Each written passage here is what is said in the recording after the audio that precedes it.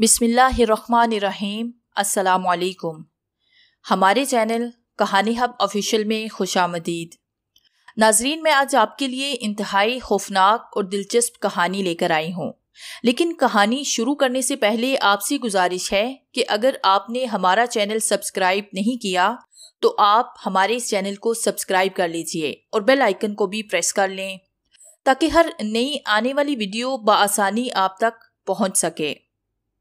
दरवाजे के ताले में चाबी डाल के सनी ने घुमाया। हल्की सी खटाक की आवाज आई जिसका मतलब था बंद ताला खुल गया, जिसके बाद उसने हैंडल पकड़ के क्वार्टर को अंदर दिखाया। हस्बैंड दरवाजे के पट्टू को खुल जाना चाहिए था, मगर ऐसा नहीं हुआ। कवाड़ अपनी जगह से टस से मस नहीं हुए। उसे शक गुजरा, कहीं ताला अब तक बंद तो नहीं। ये सोच के उसने चाबी दोबारा ताले में डाल के घुमाई।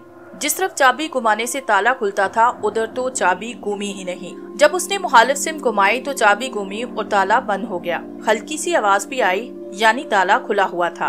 अब बंद हो गया है, उसने दिल ही दिल में कहा और एक बार फिर ताला खुलने वाली सिमत में चाबी घुमाई। ताला खुलने की आवाज भी सुनाई दी। उसने चाबी निकाल के कबाड़ को खोलने की कोशिश की, मगर कामयाब ना हो सका। क्या हुआ सनी? ताला खोलने में कितनी देर लगा रहे हो? अब उसने पीछे पलट के अम्मी को मुखातिब किया, जिनके आगे पीछे उसके बहन भाई खड़े थे। अम्मी, ताला खुलने के बावजूद कबाड़ नहीं खुल रहे, क्या मतलब?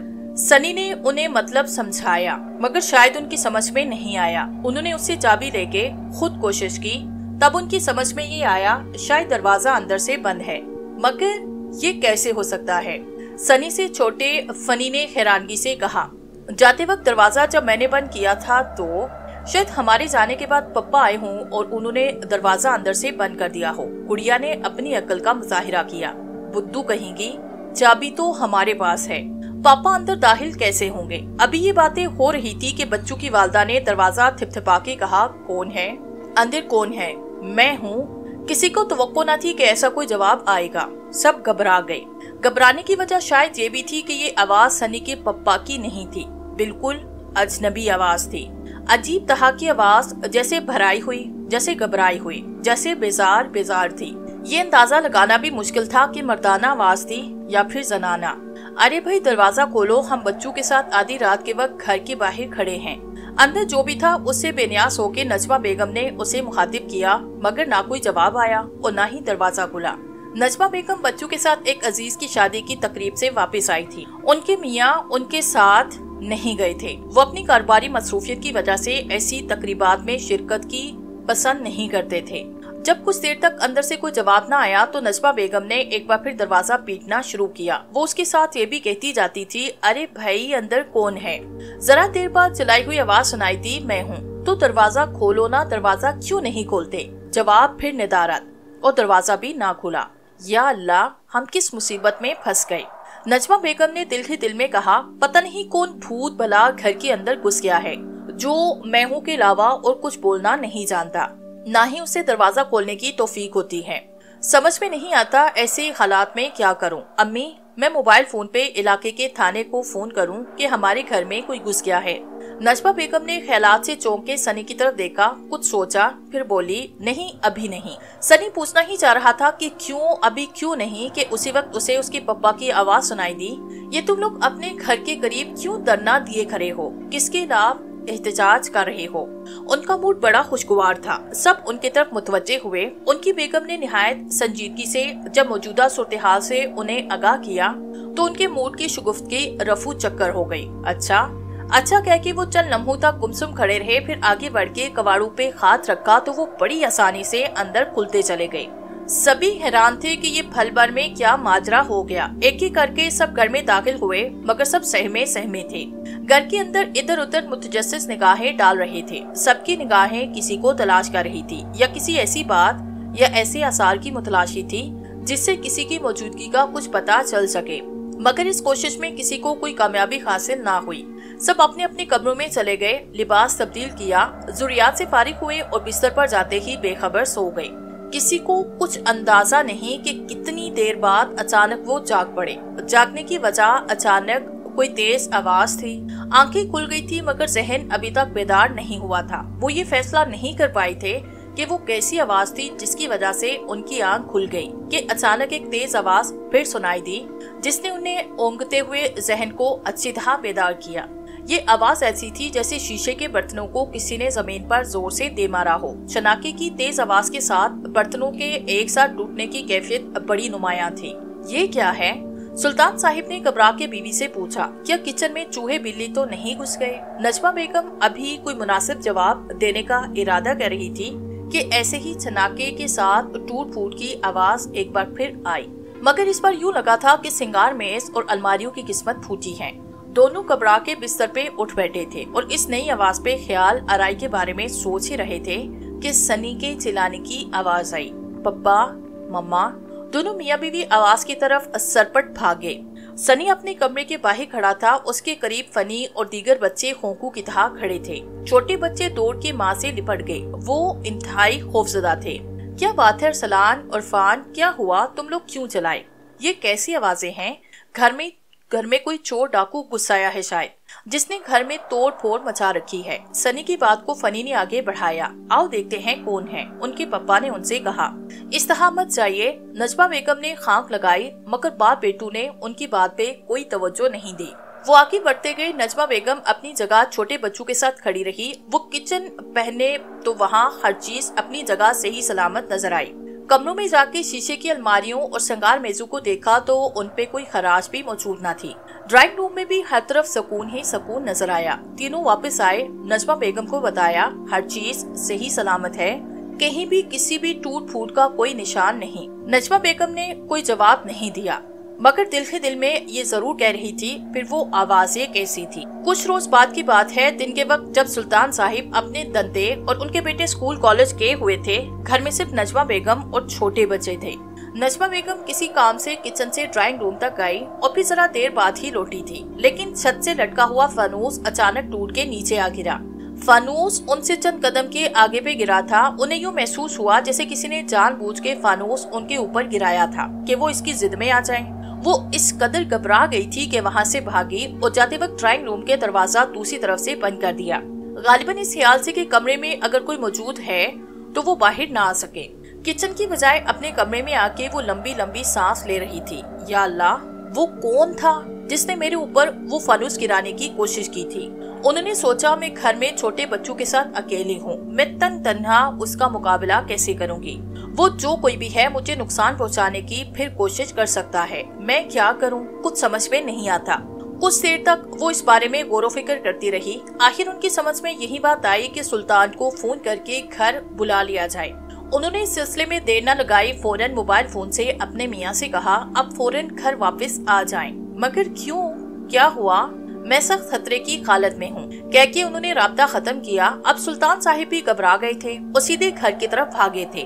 انہیں پہنچنے میں زیادہ دیر نہ لگی۔ کیا ہے بھائی؟ انہوں نے نجمہ بیگم کو خاص باختہ دے کے کہا۔ کیسا خطرہ؟ کس سے خطرہ؟ نجمہ بیگم نے خوفزدہ لہجے میں انہیں صورتحال سے آگاہ کیا اور بولے یوں سمجھے اللہ نے مجھے بچا لیا، ورنہ اس نے تو میرے اوپر ہی فانوس گرایا تھا۔ کس نے بھائی؟ میں کیا جانوں وہ کون ہے، مجھے تو وہاں کوئی نظر نہیں آیا۔ سلطان صاحب کچھ دیر تک گمسم کھڑے سوچتے رہے، پھر بولے چلو تو دیکھتے ہیں کون ہے ڈرائنگ روم میں۔ آج جائیے، نجمہ بیگم نے لرزیدہ آواز میں کہا۔ میں نہیں جاؤں گی۔ سلطان صاحب کچھ نہ بولے، یہ سوچتے ہوئے ڈرائنگ روم کی طرف بڑھے کہ بہت زیادہ خوفزدہ معلوم ہوتی ہے۔ دروازہ کھول کے اندر داخل ہوئے اور پھر اگلے ہی لمحے ان کی چیخ سنائی دی، نجمہ ایسے اچھلی تھی جیسے انہیں بچھو نے ڈنک مار دیا ہو۔ اللہ خیر کرے کہتے ہوئے آندھی طوفان کی طرح ڈرائنگ روم کی طرف بھاگی۔ کیا ہوا آپ کو؟ انہوں نے ڈرائنگ روم کے اندر قدم رکھتے ہوئے کہا، مگر سلطان صاحب پہ نظر پڑی تو ان پہ خوف کے اثار کی بجائے ان کا چہرہ غصے سے تمتمایا ہوا نظر آیا۔ مجھے تمہارا یہ مذاق بالکل بھی پسند نہیں آیا، انہوں نے پھاڑ کھاڑ والے انداز میں کہا۔ کیسا مذاق؟ نجمہ بیگم نے سہمے ہوئے لہجے میں پوچھا۔ سلطان صاحب نے جواب دینے کی بجائے چھت کی طرف انگلی سے اشارہ کیا جہاں فانوس حسب سابق اپنی موجودگی کا احساس دلا رہا تھا۔ انہوں نے گھبرا کے نیچے فرش کی طرف دیکھا جہاں وہ فانوس کو کرچی چھوڑ کر گئی تھی، وہاں ایک کرچی بھی موجود نہ تھی۔ تمہیں معلوم ہے میں کتنا ضروری کام چھوڑ کے یہاں آیا ہوں؟ اب تم بچی نہیں، سیانے بچوں کی ماں ہو، اس عمر میں تمہیں ایسی حرکتیں زیب نہیں دیتی۔ नजमा बेगम अगरचे इस सूरत-ए-हाल से बड़ी शर्मिंदा थी। इसके बावजूद उन्होंने कुछ जवाब देने की बजाय सुल्तान साहिब का हाथ पकड़ के उन्हें ड्राइंग रूम से बाहर ले गई। मैंने कोई मजाक नहीं किया सुल्तान, जरा सोचो, इससे पहले भी हमारे यहाँ इससे मिलते जुलते वाकयात हो चुके हैं। चीजों के टूटने के आवाजों के बावजूद किसी भी चीज का नुकसान नजर नहीं आया। वो जरा रुकी, फिर बोली, यहाँ इस घर में यकीनन किसी आसेब का साया है जो हमें अपने साथ रखने पे तैयार नहीं, हमें खौफजदा करके यहाँ से भगाना चाहता है। नजमा बेगम के समझाने बुझाने पे सुल्तान का गुस्सा ठंडा हुआ और वो वापस अपने काम पे चले गए। ये घर उन्होंने नया खरीदा था और हाल ही में यहाँ शिफ्ट हुए थे। ये घर बड़ा खूबसूरत, कुशादे और आरामदेह था। किसी बात की शिकायत नहीं थी और फिर इलाका भी बड़ा अच्छा था। खुशहाल और साहिबे हैसियत लोगों की बस्ती थी। सुल्तान साहिब को बस इत्तेफाक ही से इस घर के बारे में मालूम हुआ। कीमत लोकेशन के हिसाब से ज्यादा न थी। उन्होंने फौरन खरीदा। शिफ्टिंग के बाद एक दो बार रात के वक्त उन्हें ऐसे महसूस हुआ जैसे कोई चल फिर रहा है, जिसे उन्होंने ये मानी पहनाया कि शायद चूहे हैं। खाली घर में जिन्होंने बसेरा कर रखा था और अब तक यहाँ से भागे नहीं। उन्होंने सोचा इसका वाहिद इलाज ये है कि वो एक दो बिल्ली लाके घर में छोड़ दी जाए, जो आहिस्ता आहिस्ता उनका सफाया कर देंगी। बिल्लियां आई तो बज़ाहिर चूहों की गड़बड़ खत्म हो गई, मगर एक नया फितना खड़ा हो गया। बिल्लियां रात को रोना शुरू कर देती और ऐसे लगता जैसे रोते रोते झिला के किसी पे हमला आवर हो रही है। मियाँ बीवी उठ के बिल्लियों के पास जाके उन्हें मुखातिब करते, क्या बात है, तुम सब ऐसे चिल्ला के क्यों हमारी नींद खराब कर रही हो। बिल्लियां उन्हें टेंशन की हालत में नजर आती, उनके बाल खड़े होते और वो धीरे धीरे गरा रही होती। कई दिनों के बाद बिल्लियों के चीखने चिल्लाने का सिलसिला बंद हुआ। बिल्लियां अचानक से गायब हुई, खुद ही कहीं चली गई। इस बात को भी उन्होंने कोई खास अहमियत ना दी। यही समझा पालतू बिल्लियां नहीं थी, इसलिए घर में टिक ना रह सके। एक दिन फनी घर आया तो उसके हाथ में रस्सी का एक सिरा था, जबकि दूसरा सिरा एक कुत्ते के पट्टे से बंधा हुआ था। फनी, ये तुम क्या ले आए? सनी ने उससे कहा।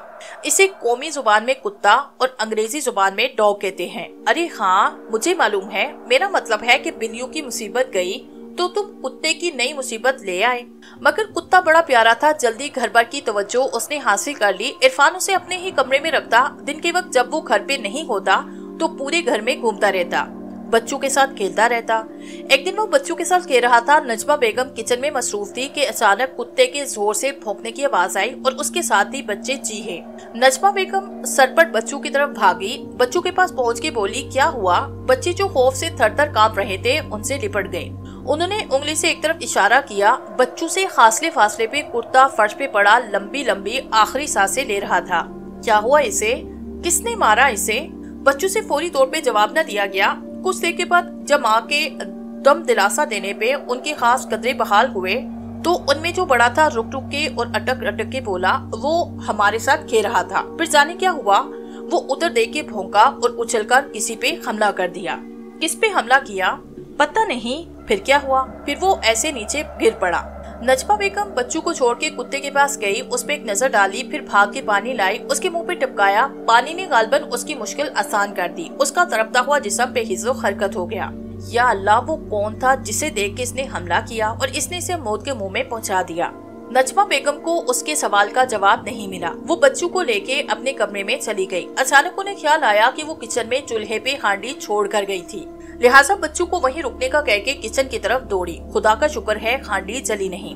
कह के उन्होंने इत्मीनान का सांस लिया कि पीछे से आवाज आई, अम्मी। उन्होंने पलट के देखा, इरफान सरापाए गमो यास बना खड़ा था। मेरी टागिर ने क्या कसूर किया था कि आपने उसे मारे? सदमे के उससे पूरा जुमला अदा नहीं किया गया। फनी बेटे, उसे मैंने नहीं, उसके पास जाके उसे तसल्ली देते हुए उन्होंने सारी बात बता दी। इरफान ने दोबारा मुर्दे कुत्ते के पास जाके नए सिरे से उसका जायजा लिया और इस नतीजे पे पहुंचा कि किसी ने उसकी गर्दन मरोड़ के तोड़ दी है। मगर किसने? इसका जवाब किसी के पास नहीं था। नजमा बेगम, तुम्हारा ख्याल दुरुस्त मालूम होता है कि इस घर में भूत वगैरह का साया है। सुल्तान साहिब ने बीवी के ख्याल से इत्फाक करते हुए कहा, और इस बात से भी आपको इत्फाक करना पड़ेगा कि जो कोई भी है हमें इस घर से बेदखल करना चाहता है। हाँ, यही पता चलता है कि वो हमें खौफजदा करके यहाँ से जाने पे मजबूर कर रहे हैं। तुम्हारे इस बारे में क्या ख्याल है? क्या हमें ये घर छोड़ देना चाहिए? नजमा बेगम जवाब देते हुए जरा हिचकिचाई, लेकिन आखिर उन्होंने कह ही दिया, मैं इस मकान को छोड़ने के हक में नहीं। इतना अच्छा और प्यारा मकान हम किसी को नहीं दे सकते। ऐसा है? सुल्तान साहिब ने तलब कलामी करते हुए कहा, हम बच्चों से भी इसकी राय लेंगे, उसके बाद कोई फैसला करेंगे। अगले दिन खाने की टेबल पे सुल्तान साहिब दोनों बड़े बेटू अरसलान और इरफान को मुखातिब करते हुए ये मसला छेड़ दिया और पूछा, तुम लोगों का क्या ख्याल है, आप लोगों ने क्या फैसला किया। उन्होंने उल्टा सवाल किया, तुम्हारी अम्मी तो इस घर को छोड़ने के हक में नहीं, हम भी इनके हम ख्याल हैं। घर इंसानों के रहने के लिए होते हैं, जिन भूत के लिए नहीं। फनी ने सनी की बात आगे बढ़ाई, तुम लोगों को हर हाल में ये घर छोड़ना पड़ेगा।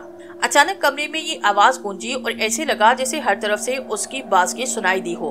तुम लोगों को हर हाल में ये घर छोड़ना पड़ेगा, ये घर छोड़ना पड़ेगा, छोड़ना पड़ेगा।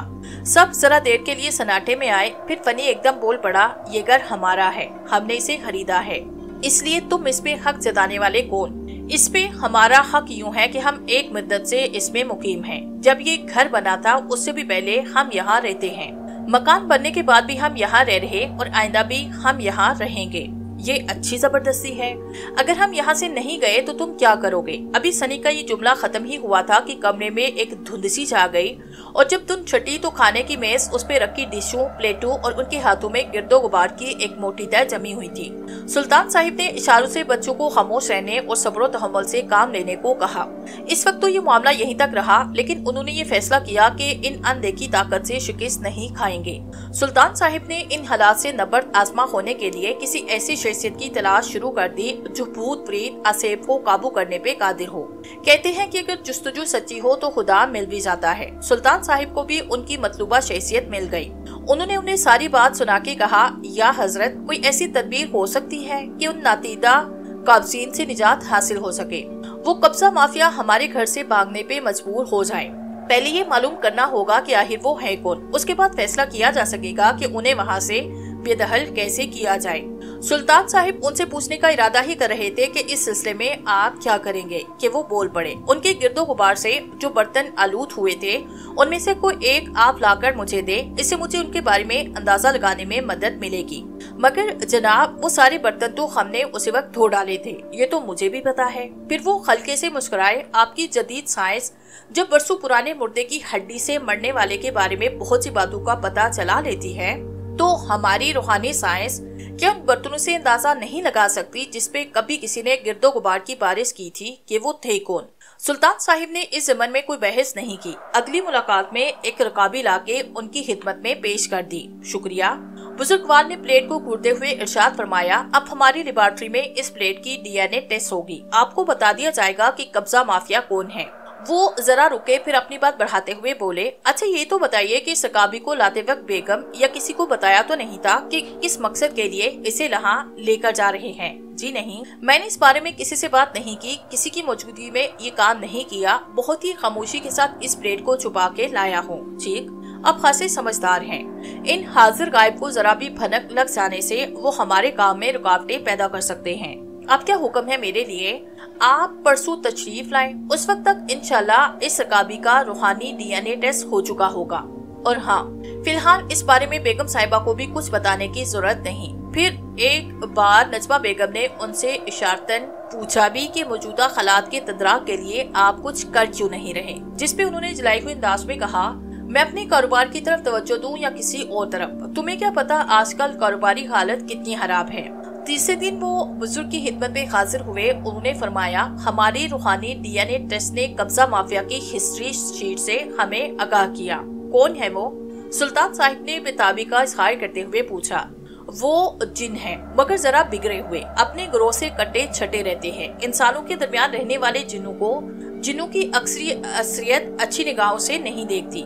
आपको फिर एक बार एहतियात का मुजाहिरा करना होगा।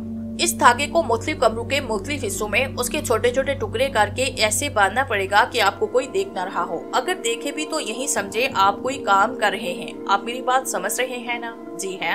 ये एहतियात उन अनदेखी माफिया के लिए है। बिल्कुल, आप समझदार आदमी हैं। ये काम जरूरी नहीं एक ही वक्त में मुकम्मल किया जाए, जब भी मुनासिब मौका मिले करते रहें, मगर 2-3 दिनों में मुकम्मल कर लें। उसके बाद मुझे आके सूरत-ए-हाल से आगाह करें।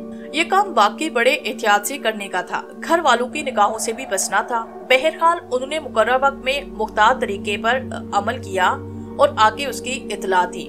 देखिए, बुजुर्ग ने सोचते हुए इरशाद फरमाया, आज जुमेरात है, अगले बुध तक आप लोगों को जिन्नों की मुतवक्का रिएक्शन का बखूबी अंदाजा हो जाएगा। क्या इन पे कोई नाखुशगवार असर पड़ेगा? पड़ भी सकता है और नहीं भी पड़ सकता। बहरहाल आपको डरने की और खौफजदा होने की जरूरत नहीं, ये आप लोग इस पर अपना रिएक्शन जाहिर करेंगे। अगले बुध को सुल्तान साहिब ने जाके बताया, यूँ महसूस होता है जैसे कब्जा माफिया बड़े ही बेचैनी और बेकली की हालत में मुब्तला है। मैं कुछ समझा नहीं, जरा साफ तौर से बताइए। सुल्तान साहिब ने जरा सोच के जवाब दिया, यूँ समझे हम लोग जैसे लोड शेडिंग के दौरान मुस्तरिब और बेचैन रहते हैं, बिल्कुल ऐसी ही कैफियत उनकी तरफ से महसूस होती है। खास तौर से रात के वक्त उनकी बेकरारी बढ़ जाती है। थोड़े थोड़े वक्फे से उनकी उफ आह की सदाएं सुनाई देती हैं। ऐसे में अक्सर फड़फड़ाहट की आवाज भी सुनाई देती है, जैसे कोई परिंदा उड़ के कहीं चला गया हो। जैसे बुजुर्ग ने सुल्तान साहिब की हाथ आगे बढ़ाई, हम लोग लोड शेडिंग के दौरान खबस और गर्मी से बेचैन होकर घर से बाहर निकलते हैं। जी हाँ, शायद उनकी यही कैफियत होती है और वो घर से बाहर जाने पे मजबूर हो जाते हैं। सुल्तान साहिब ने तायद की, मैं यही तो चाहता था। यूँ समझिए हमारा तीर निशाने पे लगा। अब अगला मरहला उनसे दो दो हाथ करने का है। वो जरा रुके, फिर गोया हुए, कल जोहर की नमाज के बाद आके मुझे अपने साथ ले चले, कल आखिरी राउंड का खेल होगा। मगर कह के वो रुके, फिर जरा तोकत की बात बोले, ये खेल किस कदर डरावना और खौफनाक भी हो सकता है, लिहाजा बेहतर होगा कि अगर आपके छोटे बच्चे हैं तो मेरे पहुंचने से पहले उन्हें किसी अजीज के घर पहुंचा दे। बेगम साहिब और सियाने बच्चे ये दिलचस्प खेल खेलने के लिए मौजूद रह सकते हैं। घर पहुंच के सुल्तान ने बेगम को किसी बहाने घर से बाहर ले जाके सारी सूरत-ए-हाल से आगाह किया। वो डरी भी और खुश भी हुई कि इस फाइनल राउंड के बाद अल्लाह ने चाहा तो कब्जा माफिया से हमारा घर आजाद हो जाएगा। अगले दिन सुबह उन्होंने छोटे बच्चों को अपनी वालदा के घर छोड़ा कि शाम को आके उन्हें ले जाऊंगा। सुल्तान साहिब बुजुर्ग मोहतरम को जोहर के बाद घर लाए तो दोनों बड़े बेटे अरसलान और इरफान भी घर में मौजूद थे। उन्होंने ड्राइंग रूम में ठंडी बोतल लेते हुए कहा, आप तमाम लोग किसी ऐसे कमरे में किसी ऐसी जगह बैठ के तमाशा देखेंगे जहाँ से हमारी तरफ से आप लोगों पे किसी की नजर ना पड़ सके, जबकि आप हमारी तरफ देख सके।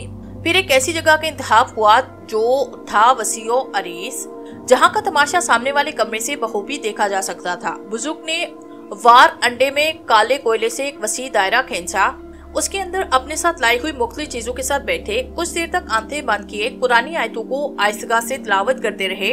फिर खामोश होकर गिलास के पानी में फूंक मारी, अपने बदन पे फूंक मारी, अपनी चारों तरफ फूंक मारी। फिर कुछ देर के बाद जरा बुलंद आवाज से कहा, इस घर के दावेदारों जरा सामने आओ और मुझे बताओ तुम्हारा मसला क्या है। कुछ देर की खामोशी के बाद एक बड़ी डरावनी सी आवाज आई, हमें बुलाने वाले अपने बुढ़ापे पे तरस खाओ, हमें बुला के दहशत की मौत मरना चाहते हो। मेरी फिक्र मत करो जवानों, मेरी तो मरने की उम्र है, तुम लोग जिस तरह जी चाहे चले आओ। कुछ देर के बाद एकदम अंधेरा सा छाया, फिर आहिस्ता आहिस्ता धुंध छटी तो बुजुर्ग के खींचे हुए दायरे के बाहर कुछ फासले पे एक अजीब दहशतनाक कोई चीज मौजूद थी, जिस पे सुल्तान साहिब और उनकी बीवी बच्चों की नजरें पड़ी तो उन पे सरासीमगी सी तारी हो गई। जबकि बुजुर्ग ज़ेरेला मुस्कुराए, सामने जो चीज नमूदार हुई थी उसका वो बगौर जायजा ले रहे थे और दिल ही दिल में कह रहे थे, बहुत खूब। शेर के ऊपर एक बड़ा सा बिच्छू बैठा है, शेर के चारों पैरों की तरफ मुंह खोले हुए 4 अस्तहे हैं, गोया शेर 4 अस्तहों के सहारे खड़ा है। बिच्छू वक्फे वक्फे से शेर के सर पे डाक मार रहा है। डक मारने से शोला सा बढ़ता, शेर की बेचैनी बढ़ती। दूसरी तरफ से अस्तहे शेर को डसते तो शेर की आंखों से चिंगारियां से निकलती। ये खौफनाक तमाशा देखने के बावजूद बुजुर्ग हस्ती पे जब किसी खौफ का शाइबा नजर नहीं आया तो शेर ने अपना भार सा मुंह खोला। आवाज आई, लो हम सामने आए, बताओ हमें क्यों बुलाया। उधर शेर के मुंह से आवाज निकल रही थी, इधर इसके मुंह से बड़े बड़े अंगारे नीचे गिर रहे थे। बुजुर्ग मोहतरम को दिलचस्प तमाशा देखने वाले बच्चे की तरफ बेहद खुश दिखाई दे रहे थे। अरे भाई, तुम लोग इतने अच्छे बाजीगर हो तो इस घर में रहने वालों के साथ मिलजुल कर क्यों नहीं रहते? इन्हें अपना खेल तमाशा दिखाओ, घर के एक तरफ पड़े रहो और वो लोग एक तरफ रहे। शांति और अमन अमान का मुजाहिरा करो, एक दूसरे से मिलके मेल मोहब्बत का मुजाहिरा करो। नहीं, अजीबुल हलकत शेर धारा, उसके मुंह से ढेर सारे अंगार नीचे गिरे। ये घर हमारा है, बिला शिरकत गैरे, हमारा और सिर्फ हमारा, इसमें हम किसी की शिरकत बर्दाश्त नहीं कर सकते। इन लोगों से कहिए अपना बोरिया बिस्तर उठा के यहाँ से चले जाएं। अब तक हमने बड़ा जब्त किया कि इन्हें कोई नुकसान नहीं पहुँचाया, मगर तुम हमारे दहशत अंगेजी का खुद अंदाजा लगाओ कि हम इनके लिए किस कदर खतरनाक साबित हो सकते हैं। बुजुर्ग ने कुछ देर तक खामोश रह के कुछ सोचा, फिर बोले, अच्छा ठीक है, ये लोग इस घर से बेदखल हो जाएंगे, मगर अरे सुल्तान साहिब के दोनों बेटों ने सरगोशी के अंदाज में कहा, पीरो मुर्शिद ये क्या कर रहे हैं? हमारे बेदखली का मुआयदा कर रहे हैं। सुल्तान साहिब ने उन्हें खामोश रहने की तलकीन करते हुए सरगोशी के अंदाज में कहा, खामोशी से तमाशा देखो, पीरो मुर्शिद की पूरी बात सुनो। वो कह रहे थे, मगर एक कागज पे आप लोगों को एक मुआहदा लिख के देना पड़ेगा। कैसा मुआहदा?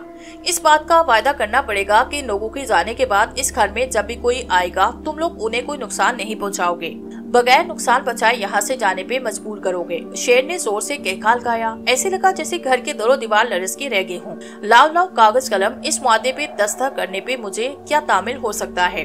मुझे मालूम था मेरी दहशतनाक शक्लो सूरत देख के तुम लोगों के लिए तुम दिमाग के भागना ही वाहिद ऑप्शन होगा।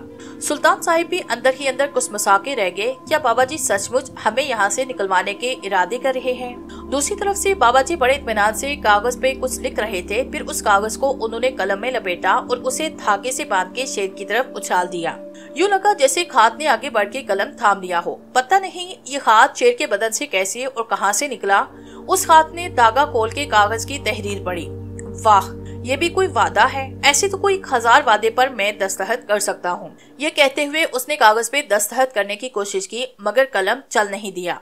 एक दो बार कोशिश करने के बाद उसने बच्चों की तरह कलम की नोक मुंह में रख के उसे तर करने की कोशिश की। पता नहीं कलम तर हुआ या नहीं, लेकिन खौफनाक शेर तितर बत्तर हो गया। ऐसे लगा कि शेर पसीने में शराबूर हो गया हो। उसके बदन से पानी के कतरे टिप टिप टपकने लगे। वो ऐसे मुसरिफ और बेचैन लग रहा था जैसे उसके तन बदन में आग लग गई हो। मगर अजीब बात थी कि उसके मुंह से बेचैनी की कैफियत में जब भी गिराहट की आवाज निकलती उसके जिस्म से बड़े बड़े अंगारे नीचे गिरते। देखते ही देखते उसके सर पे बैठा बिच्छू भी अंगारों की शक्ल में टूट टूट के नीचे गिर गया। जिन 4 अस्तहों के सहारे शेर करा था उनके भी आहिस्ता आहिस्ता कल्स पर ढीले होने लगे। वो चारों सतून भी थोड़ी देर के बाद पिघली हुई आग की सूरत बह गए। बच्चा कुचा शेर भी थप से नीचे गिरा, अंगारों की सूरत में बिखर गया। कुछ देर तक तो अंगारे जलते बुझते रहे, फिर एकदम बुझ के राख की एक मुख्तसर सी ढेर बन के रह गए। हस कम जहां पाक, ये बुजुर्ग मोहतरम की इत्मीनान भरी आवाज थी। कुछ देर के बाद सुल्तान साहिब उनकी फैमिली के साथ बुजुर्ग ड्राइंग रूम में बैठे कह रहे थे, घर घर घर, इंसान हो या जिन, घर के लिए क्या क्या तगरमबाजी नहीं करता। अगरचे ये घर उसका मुस्तकबिल ठिकाना नहीं, एक दिन इसे बेहरहाल यहाँ से जाना है। फिर उस घर के लिए इतना अधम मचाना कहाँ की दानिशमंदी है? जो मुस्तकिल घर है, जहाँ हमेशा रहना है, उसकी किसी को भी कोई भी फिक्र नहीं।